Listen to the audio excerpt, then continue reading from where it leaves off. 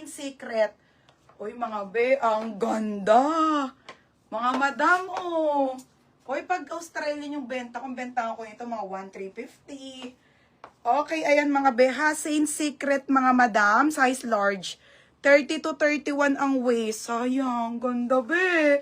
Mine corset, 980 lang. Corset, 980 ha. Super maxi yan mga madam, ang ganda.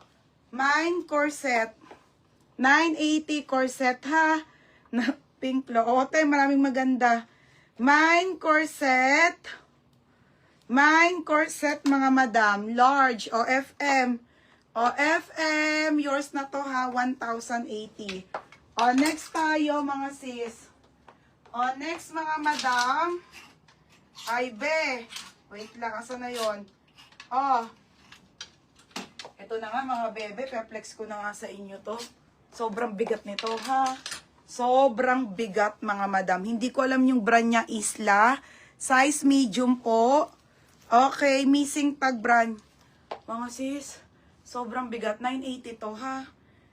Take it or leave it. Putek, napakaganda. Pa-dainty mga madam. Ayun o, ang ganda be. Sobrang bigat. Linen na mabigat. As in, pamain ako dito. Solid. Mine solid, small med. Pa-crisscross po yan. And then pa-layered yung kanyang tela ha. Be, ang ganda. Sobrang bigat. Talo yung mga dish nyo dito. Iba siya. Isla yung brand. Hindi ko alam. Hindi ako marunong sa brand. O, ayan mga madam ha. 980 lang. Sobrang solid. Mine solid.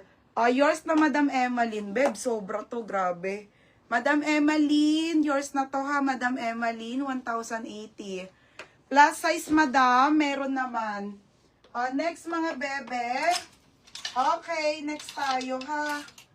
Ay, nako, di ko nalipeplex ko. O, next mga sis. O, mga be, forever nyo to, ha?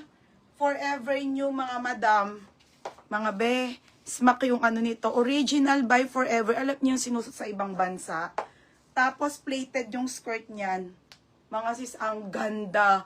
Original Forever nyo.